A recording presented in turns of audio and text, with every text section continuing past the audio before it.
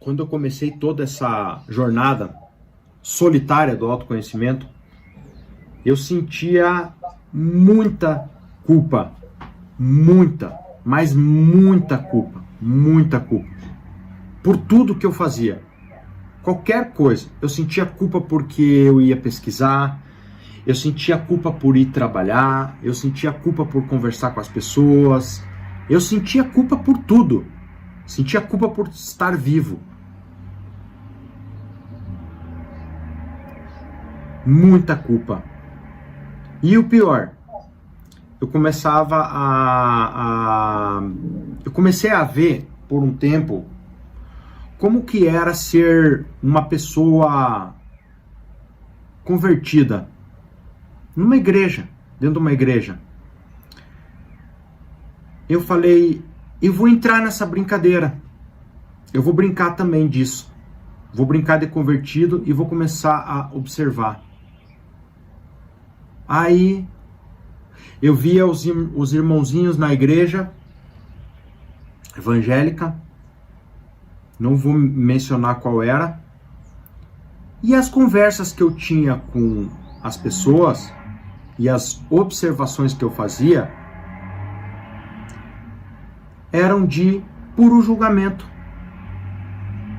Todas as pessoas batiam no peito para falar que aceitaram a Jesus e se achavam no direito de apontar para a vida das pessoas e apontar o erro delas. Apontar o pecado das pessoas.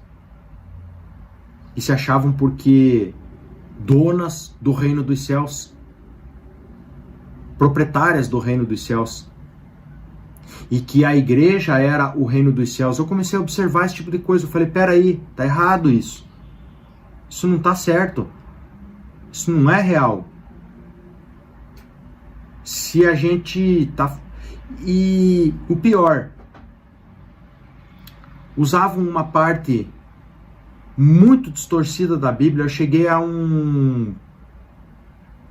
eu escutei um bispo falar sobre isso, uma parte da Bíblia que eu acho tá como eu sou ainda. Eu sou um Deus ciumento e vingativo. Já ouviu falar essa parte? Eu não sei em que parte que tá na Bíblia, mas tá lá. E eles usavam muito isso. Como se a gente, para que aquilo gerasse, eu sentia que essa frequência gerava mais culpa no ser humano. E aí eu entendia por que a gente, no decorrer de uma vida, sente tanta culpa. Porque a culpa ela é implantada como sugestão em nós.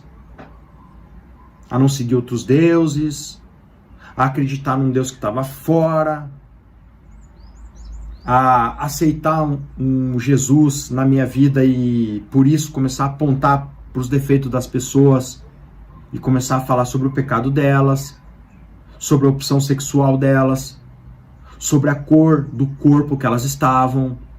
Tudo isso eu observava. E eu falei, não tá certo. Não tá certo. Eu preciso descobrir a realidade sobre o Deus de amor. E não um Deus com uma consciência humana. Igual a esse Deus que eu comecei a conhecer. E isso não acontecia só na igreja evangélica.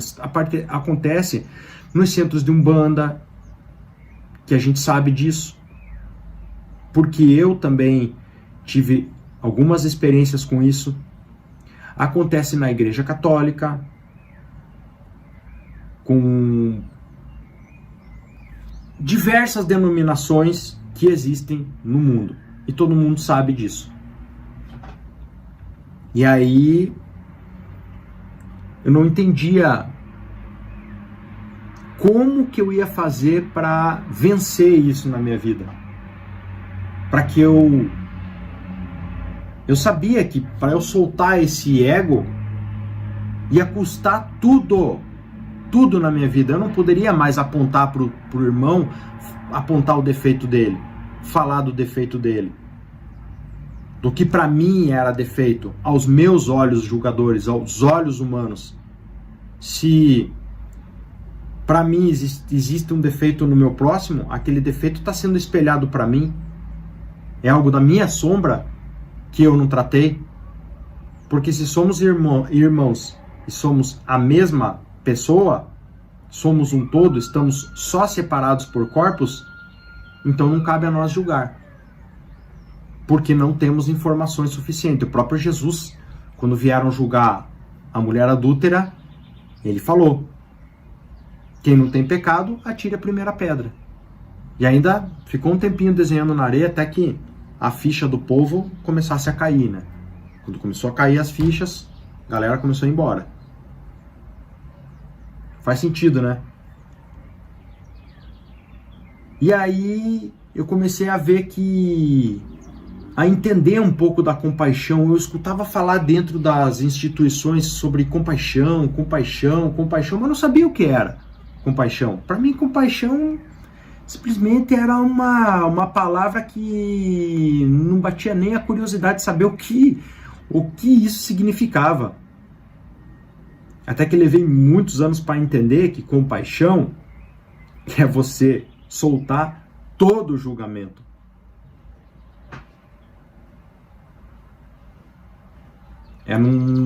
É saber que você não pode julgar ninguém, nem a pessoa que vem arrancar o teu carro à mão armada no portão da tua casa.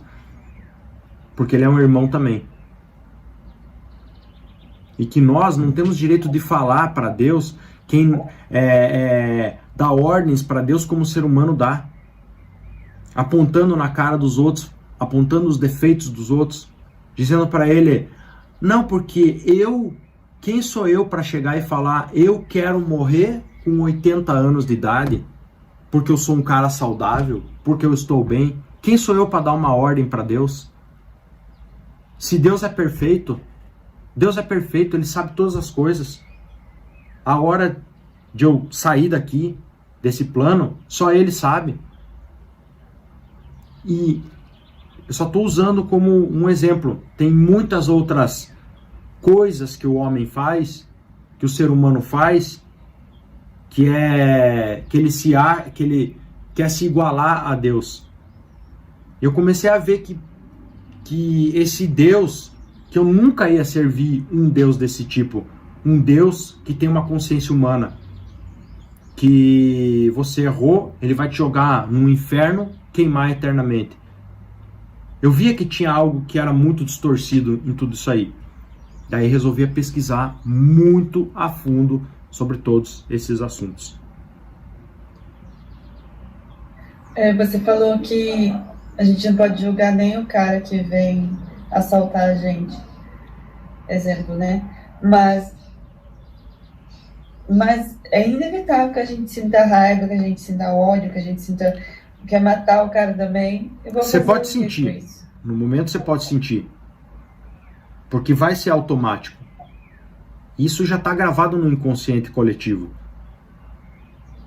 no seu inconsciente.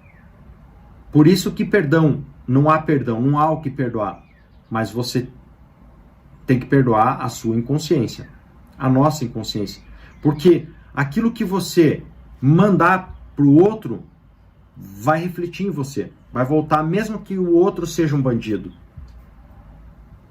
que ele esteja naquela condição de bandido. Nós estamos aqui para aprender a amar o próximo como a nós mesmos.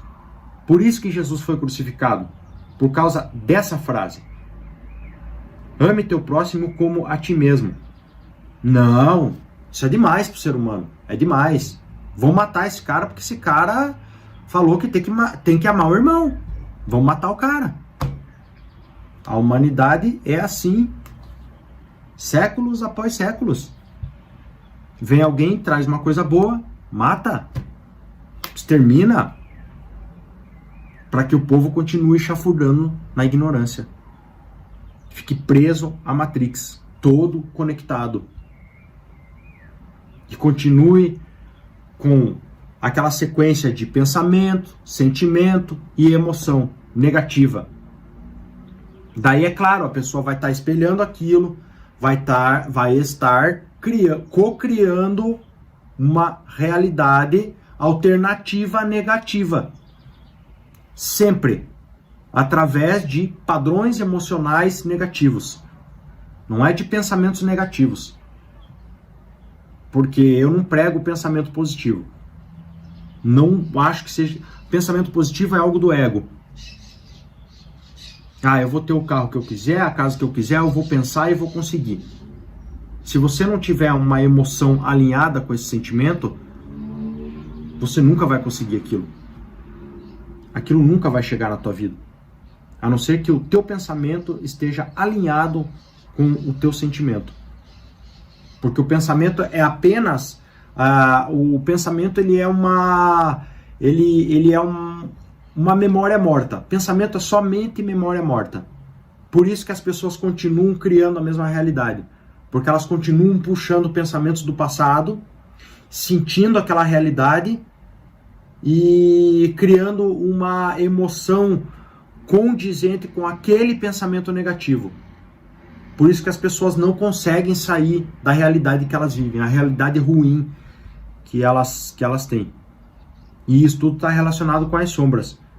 Com tudo aquilo de negativo que nós não gostamos em nós mesmos e que não tratamos e jogamos para debaixo do tapete em nossas vidas. Que aquilo volta. Volta em forma de emoção que o próprio corpo humano pede. Ele pede aquelas emoções o tempo todo e a gente está sempre em ressonância com essas emoções. De memórias passadas, de pensamentos passados, de traumas passados. Enquanto que a hora da mudança, não existe uma hora para mudança. Ela é, simplesmente é. Deus, ele é, simplesmente é. Então a hora é agora. Sempre o agora. Sempre focado no agora. A única coisa que a gente consegue arrumar é o nosso passado. É cancelar os traumas do passado. Tem como. Voltar no tempo e tratar. Na mente você faz isso rapidinho. Porque o que é a mente? A mente é uma tela. A mente é uma tela mental que obedece ao verbo de comando. E esse verbo de comando são as nossas palavras.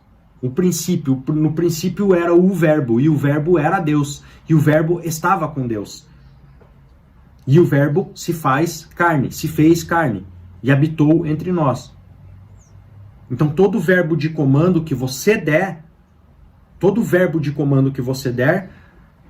vai aparecer, vai dar forma na tela mental. E aquilo será manifestado na matéria densa. É outro lance que as pessoas ainda não entendem. Que elas estão criando a realidade na tela mental. A mente não cria nada, a mente dá forma.